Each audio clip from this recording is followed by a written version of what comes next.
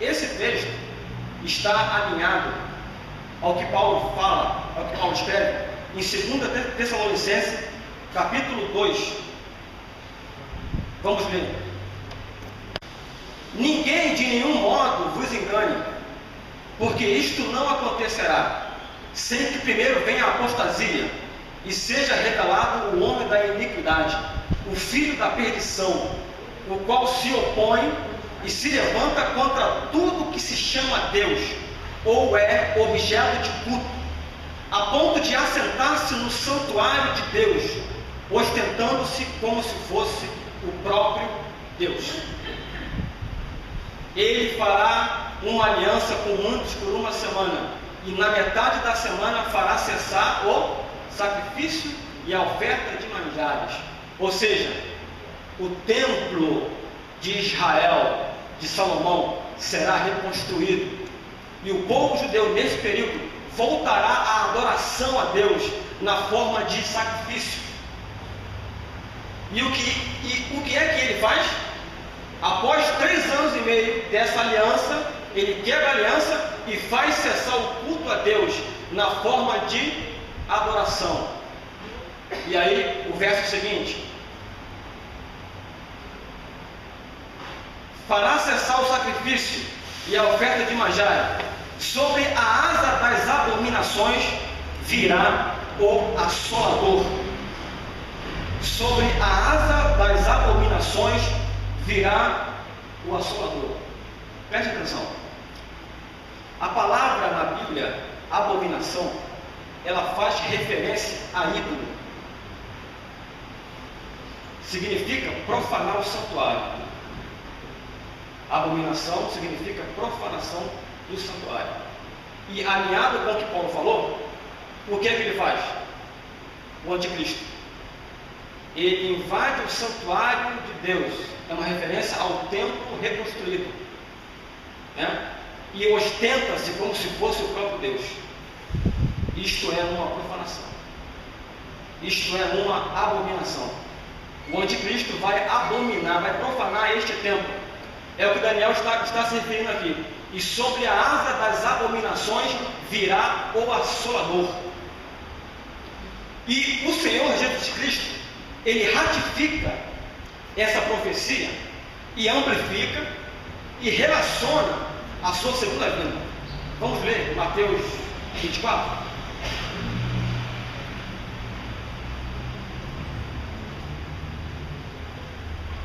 Mateus 24. Nós estamos ligando os textos, as profecias. Daniel, Jesus Cristo, Paulo. Mateus 24.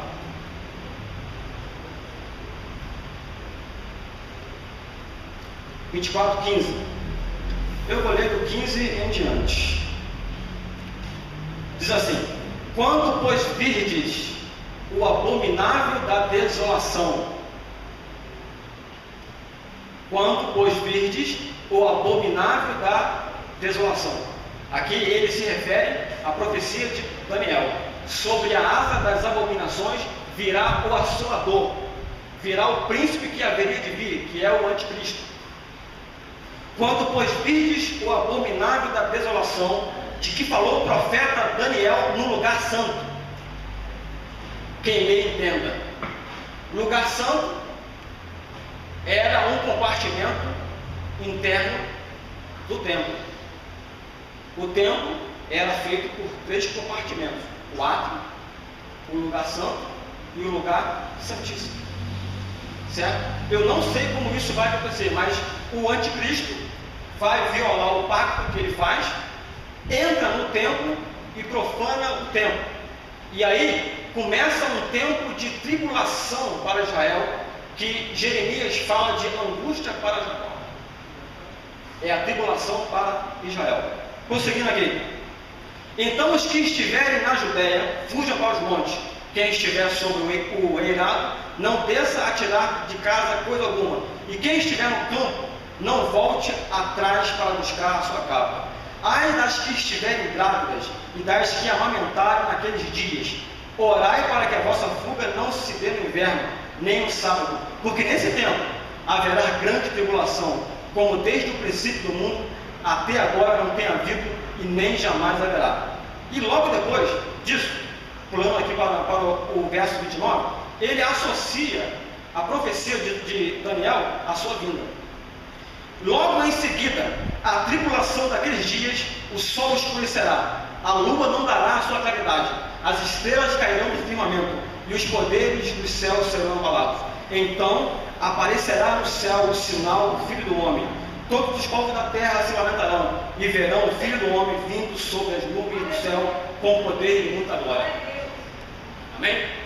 O anticristo viola o pacto após 3 anos e meio, profana o templo e começa um tempo de perseguição contra Israel. E em Lucas 21, 20, vai falar que haverá um cerco de 3 anos e meio sobre Jerusalém. Lucas 21, 20.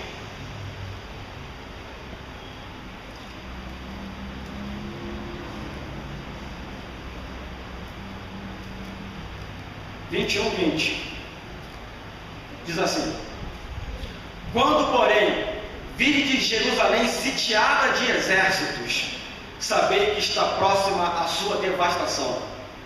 Então os que estiverem na Judéia fujam para os montes, e os que se encontrarem dentro da cidade retirem-se, e os que estiverem nos campos não entrem nela, porque estes dias são de vingança, para se cumprir tudo que está escrito. Este sítio, este cerco a Jerusalém, acontece exatamente no meio do pacto, ou seja, 3 anos e meio. Então, 3 anos e meio até a volta de Cristo, Israel vai estar cercado pelos exércitos do anticristo. E para o final é que acontece a reunião dos exércitos no vale de Meguido, Armagedon. Com que propósito? O anticristo reúne os povos em Armagedon com o propósito de destruir Israel. A proposta é essa: é exterminar cada judeu da face da terra. Sabe por quê? A Bíblia, ela contém profecias relativas ao povo judeu. E uma delas, ou melhor dizendo, várias delas, dizem que o Senhor Jesus volta à terra para reinar sobre a semente de Abraão, Isaac e Jacó.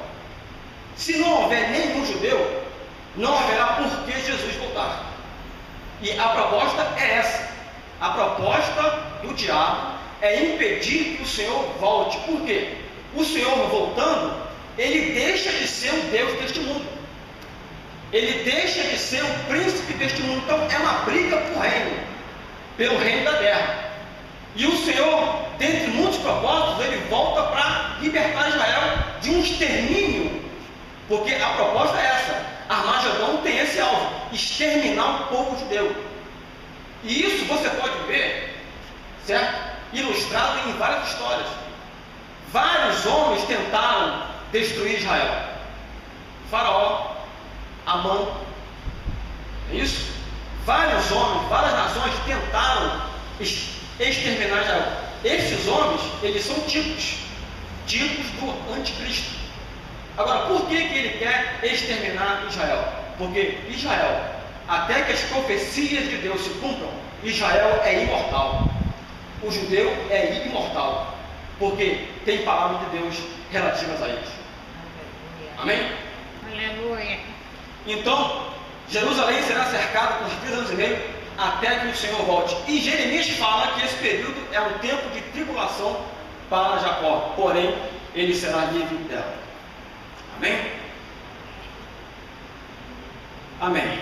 O 7º selo, então, culmina com a volta de Cristo, que é Armagedon. Está relacionado à volta de Cristo. Eu penso que Apocalipse é o maior livro escatológico, porque ele aponta para o maior evento escatológico, a volta de Cristo. A volta de Cristo é o maior e o principal evento escatológico. E a palavra Apocalipse significa revelação, significa manifestação. E eu quero ler com os irmãos alguns textos que retratam a revelação, a manifestação, que é a volta de Cristo. Primeiro, Colossenses 3,4. Depois eu quero ler Atos, capítulo 1, quando ele dá instruções aos seus discípulos e é assunto aos céus. Quem achou aí pode ler para mim. Colossenses 3,4.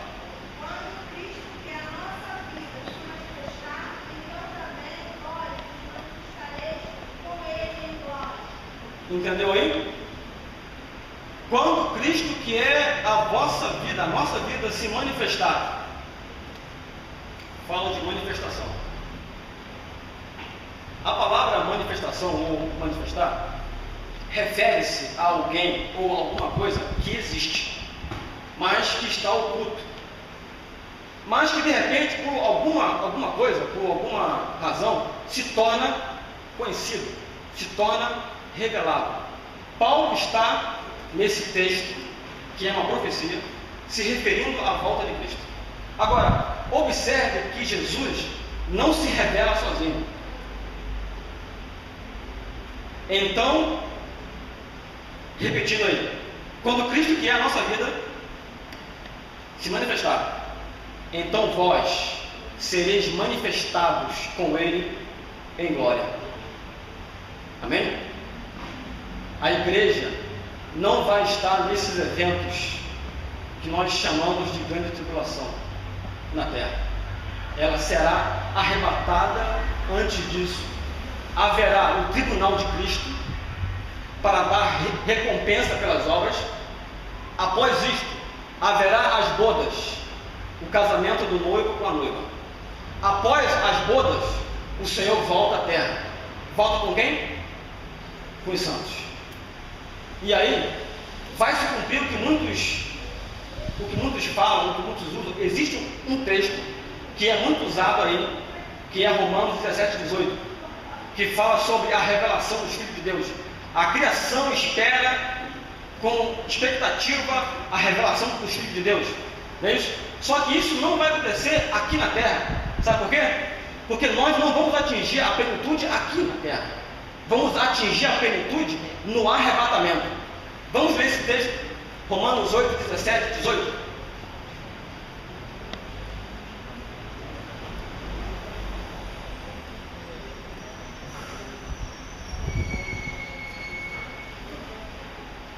Quem achou aí pode ler, que eu não estou achando. Achei. Aliás, Romanos 8:18-19. Porque para mim tenho por certo que os sofrimentos do tempo presente não podem ser comparados com a glória a ser revelada em nós. A ardente expectativa da criação aguarda a revelação dos filhos de Deus. Amém? Outra versão diz: aguarda a manifestação dos filhos de Deus. É um texto profético. E vai acontecer exatamente na volta de Cristo. Porque quando ele voltar, ele volta com a sua esposa, adornada, ataviada, glorificada. Amém? Quando Cristo, que é a nossa vida, se manifestar, então vós também sereis manifestados com Ele em glória. E aí vai se cumprir esse texto, porque a terra, a criação anseia por este dia da revelação dos filhos de Deus em glória, glorificados, com corpos incorruptíveis, com corpos semelhantes ao do Senhor Jesus. Amém? E João vai dizer assim, e eu gosto muito desse texto, né? Filhinhos, agora somos de fato filhos de Deus, e não se manifestou o que haveremos de ser, mas quando Ele se manifestar, nós seremos semelhantes a Ele, porque assim como Ele é, nós o veremos. E aí se cumpre isso. Então esses textos, que são proféticos, eles fazem referência à volta de Cristo. Agora, Atos, capítulo 1, de 9 a 12. Eu quero ler esse texto em paralelo com Zacarias 14:5. Nessa ocasião aqui, de Atos 1, ele estava subindo aos céus, voltando aos céus. Capítulo 1 de Atos, a partir do verso 9. Diz assim: ditas estas palavras, foi Jesus elevado às alturas, à vista deles, e uma nuvem o encobriu dos seus olhos. E estando eles com os olhos fitos no céu, enquanto Jesus subia, eis que 2 varões vestidos de branco se puseram ao lado deles e lhes disseram: varões de Galileus, por que estáis olhando para as alturas? Esse Jesus que dentre vós foi assunto ao céu, virá do modo como o viste subir. Agora, verso 12. Então voltaram para Jerusalém, do monte chamado Oliveiras. Aonde que eles estavam? Aonde que eles estavam? No Monte das Oliveiras. Jesus foi assunto ao céu a partir do Monte das Oliveiras. Agora, Zacarias 14:5.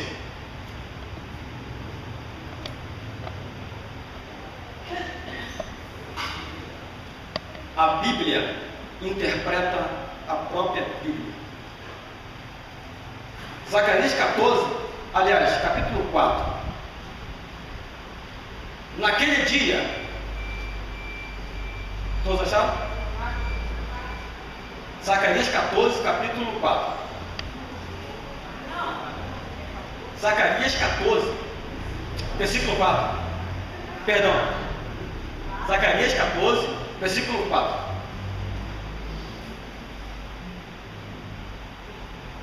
Amém? Naquele dia estarão os seus pés sobre o Monte das Oliveiras, que está defronte de Jerusalém, para o Oriente.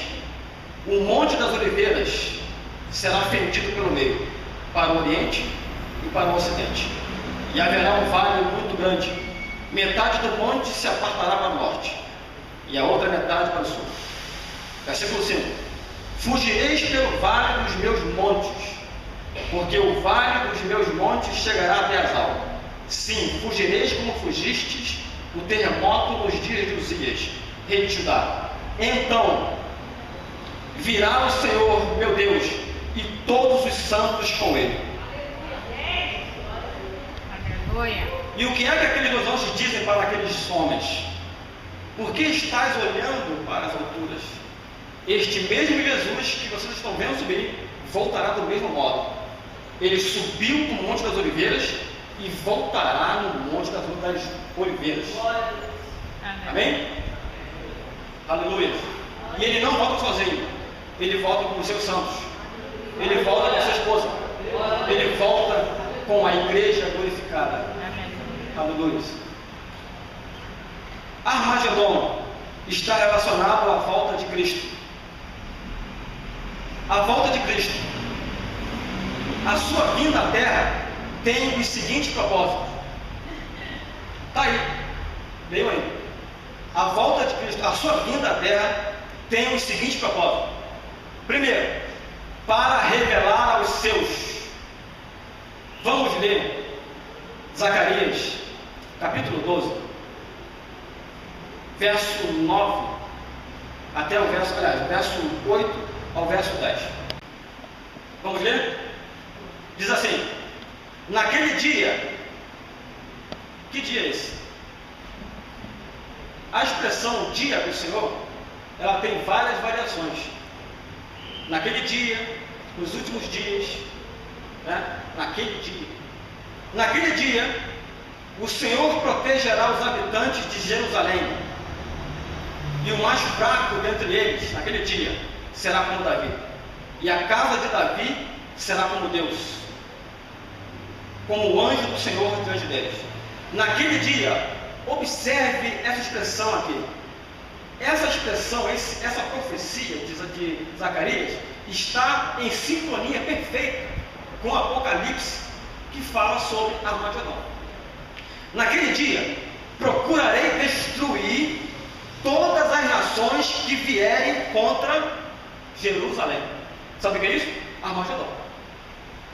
Verso 10.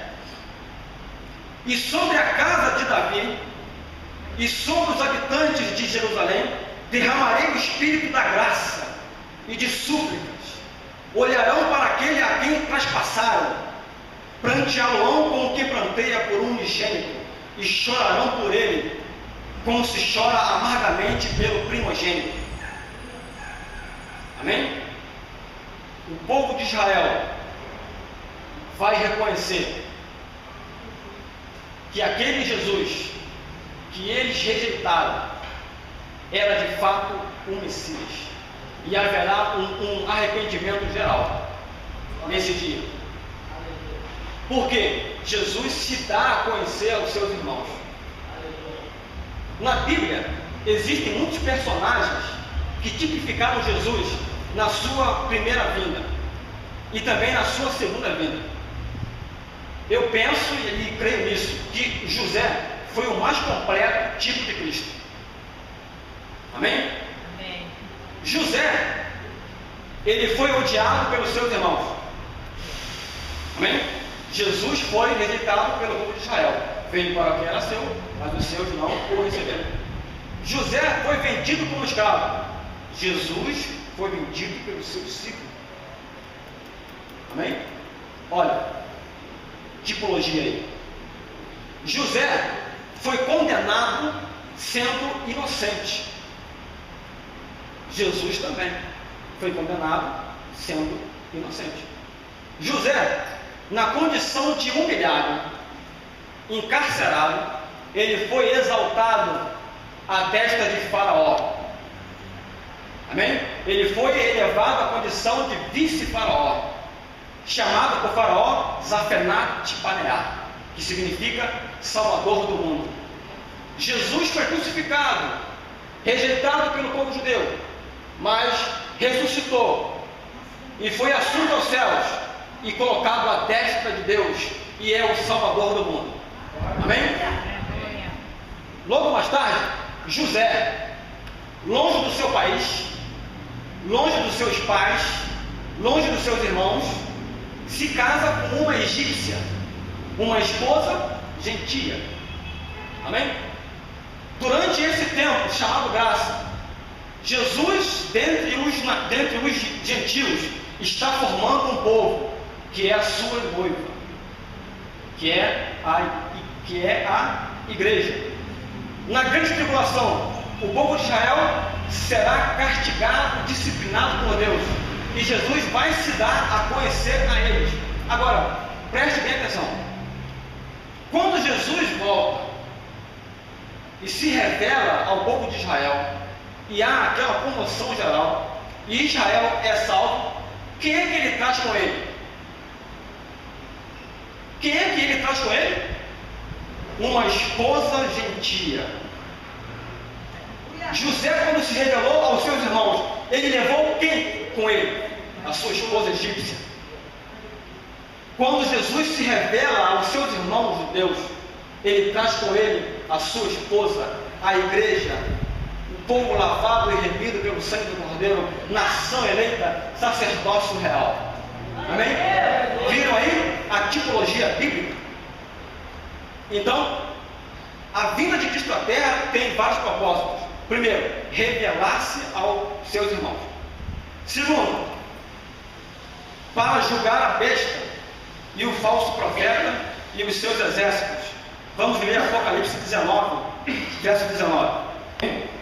E vi a besta e os reis da terra com os seus exércitos congregados, para pelejarem contra aquele que estava montado no cavalo e contra o seu exército. Mas a besta foi aprisionada, e com ela o falso profeta, que com os sinais feitos diante dela, seduziu aqueles que receberam a marca da besta, e eram os adoradores da sua imagem. Os dois foram lançados vivos dentro do lago de fogo que arde com enxofre. Os restantes foram mortos com a espada que saía da boca daquele que estava montado no cavalo, e todas as aves se fartaram das suas carnes. Eu não vou ler aqui, mas existem muitos textos proféticos ligados a esse texto. Ezequiel fala sobre isso, Isaías também fala sobre isso. Então, o Senhor Jesus volta para se revelar ao povo judeu e para julgar a besta e o falso profeta e todos aqueles que se aliaram a eles. Amém? Amém. Terceiro, para prender Satanás. Apocalipse 20. Diz assim: então vi descer do céu um anjo, tinha na mão a chave do abismo e uma grande corrente. Ele segurou o dragão, a antiga serpente, que é o diabo, Satanás, e o prendeu por 1000 anos. Amém? Então, o terceiro propósito da sua vinda na terra. Por quê? Exatamente quando ele volta, encerra-se mais uma dispensação, a dispensação da lei, que é relativa ao povo judeu, certo? Anterior a essa dispensação foi encerrada uma outra, que era a da graça. Então, a partir desse momento em que ele prende Satanás, começa uma outra dispensação, o milênio, o reino de Cristo na terra por 1000 anos. Amém? Quarto propósito para salvar Israel. Romanos 11, 2, 5, 25 e 26. Vamos ler.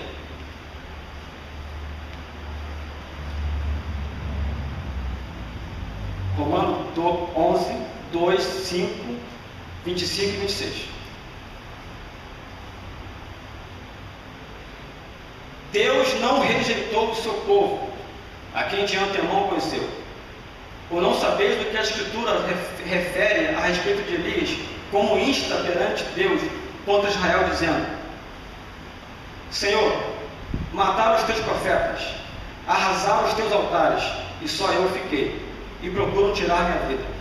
Agora, verso 5.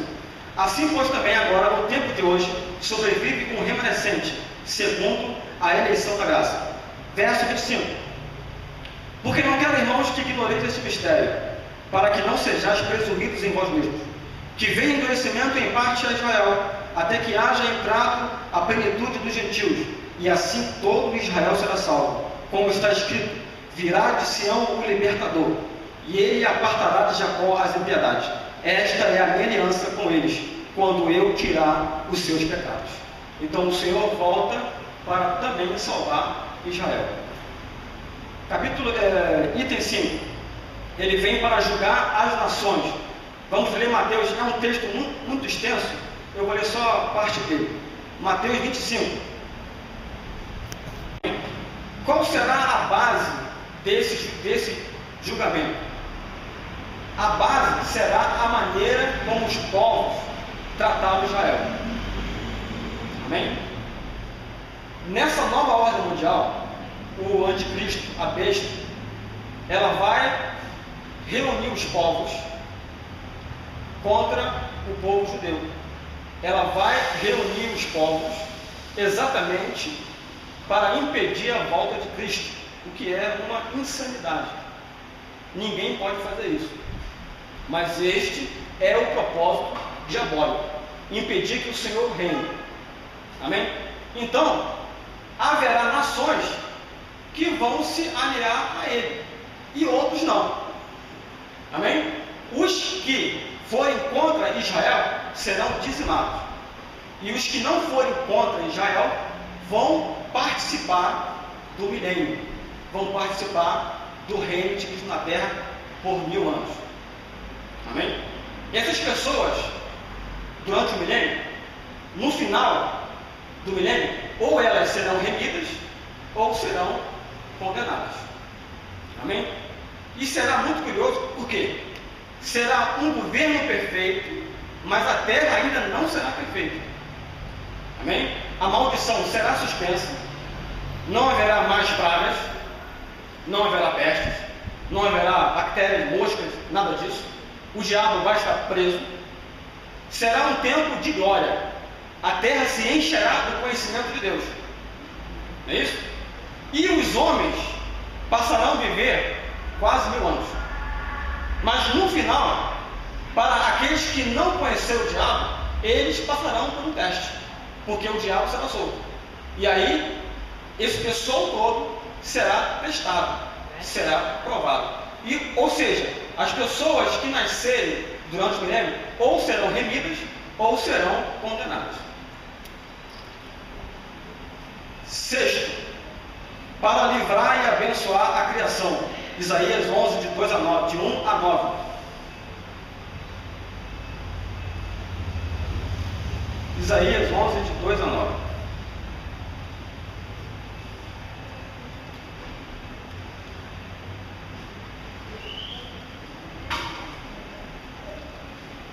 Isaías 11, de 2 a 9.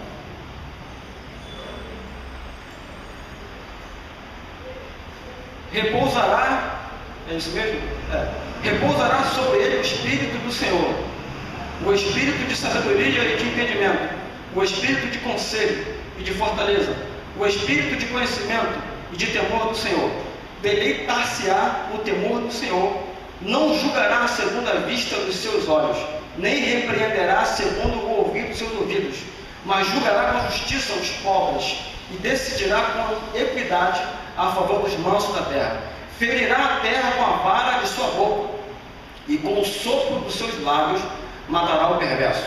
A justiça será o cinto dos seus lombos e a fidelidade o cinto dos seus rins. O lobo habitará com o cordeiro, o leopardo se deitará junto ao cabrito, o bezerro, o leão lobo e o animal cevado andarão juntos, e um pequeno os guiará. A vaca e a ursa pastarão juntas, e as suas crias juntas se deitarão. O leão comerá palha como o boi. No milênio haverá algumas mudanças. Os animais selvagens, que são carnívoros, voltarão a ser herbívoros. Ou seja, será um tempo glorioso. Amém? E nós seremos administradores do Senhor sobre este povo, sobre estas nações. E como eu disse na aula anterior, você pode estar assentado do lado do futuro presidente da França. Amém? Agora, aonde será a nossa habitação? Por quê? Esse povo ainda vai continuar tendo, embora vivendo quase 1000 anos, vai continuar tendo ainda um corpo mortal. Vou repetir, mas nós não. Nossos corpos não estarão sujeitos à matéria. Atravessaremos paredes. Então, um dos propósitos do Senhor voltar à terra é estabelecer o seu reino aqui. E quando é aberto o 7º selo e é tocada a 7ª trombeta, esse anjo brada, e o reino do mundo se tornaram do Senhor, e ele reinará pelo século dos séculos. Ou seja, a terra é resgatada, a terra volta para a mão do seu antigo dono, do seu antigo herdeiro. Amém? E nós somos herdeiros da terra. Deus deu a terra ao homem como herança, mas ele perdeu. Mas o Senhor pagou um preço, não só para nos redimir, mas também para redimir a propriedade, a terra. Então ela passa a pertencer aos homens, aos santos. E nós também estaremos com ele reinando, porque se cumpre, eu gosto de falar disso, se cumpre a voz do cântico daqueles 24 anciãos: digno é o Cordeiro, que foi morto, e com o teu sangue compraste para Deus homens de toda tribo, povo e nação, e para o nosso Deus os fizeste reis e sacerdotes, e eles reinarão pelos séculos dos séculos, reinarão sobre a terra. Amém? Agora, para encerrar essa aula, esse estudo, eu quero fazer menção de um cântico muito conhecido que nós cantamos, mas não percebemos o que cantamos. Esse cântico, ele está recheado de profecias, e a gente canta sem perceber que são profecias. Eu até anotei ele aqui, deixa eu achar ele aqui.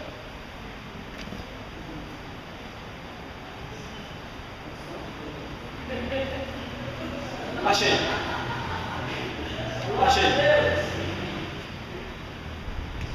Houve-se o júbilo em todos os povos, os reis se dobraram ao Senhor. Houve-se o brado de vitória, o dia do Senhor chegou. Profecia. Houve-se todos os povos que um novo rei surgiu, impérios reconhecem que a sua testa reinará. Profecia. Leão de Judá, leão de Judá, leão de Judá prevaleceu. Profecia. E os povos verão e virão a Sião aprender a sua lei, e pois a sua justiça governará. Aleluia. Miqueias capítulo 4, de 1 até 3. Leia para mim. E os povos verão e virão a Sião aprender a sua lei, pois a sua justiça governará.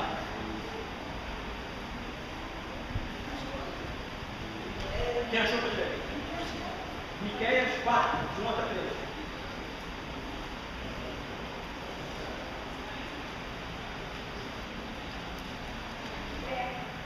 Amém? E os povos verão e virão a Sião aprender a sua lei, pois a sua justiça governará. Agora Zacarias 14:6, para acabar mesmo. 14:6. 14, correção, 14:16. Depois que acontecer a batalha do Armagedon e Deus dizimar o anticristo e todos aqueles que estavam com ele, e julgar as nações e começar o seu milênio, a profecia se cumpre. João 14:16, Zacarias 14:16. Todos os que restarem de todas as nações que vieram contra Jerusalém, entendeu? Todas as nações, todos os que restarem de todas as nações que vieram contra Jerusalém, Armagedon, subirão de ano em ano para adorar o Rei, o Senhor dos Exércitos, e para celebrar a festa dos tabernáculos. Fiquemos de pé.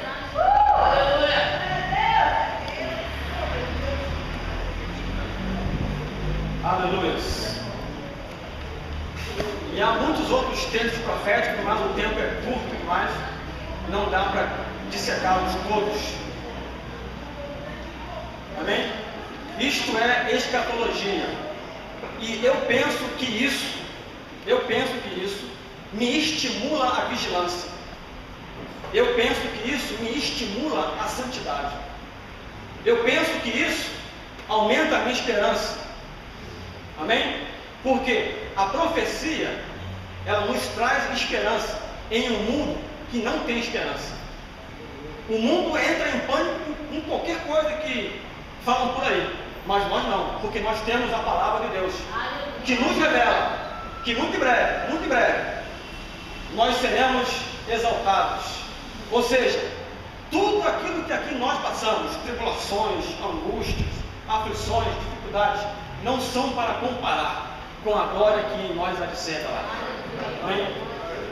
Deus eterno, Deus soberano, te rendemos graça pela exposição da sua palavra, que nos traz luz, que nos estimula a vigilância, que nos estimula a santidade, que alimenta a nossa expectativa, a nossa esperança desse reino vindouro, da glória que em nós há de ser revelada. Que a sua palavra se encontre em lugar, espaço em nós, ó Deus, para nos forjar, para nos desenvolver, para nos fortalecer, para nos transformar na imagem de Jesus Cristo de glória em glória, até aquele dia em que seremos arrebatados e estaremos para sempre com o Senhor. Em nome de Jesus. Amém.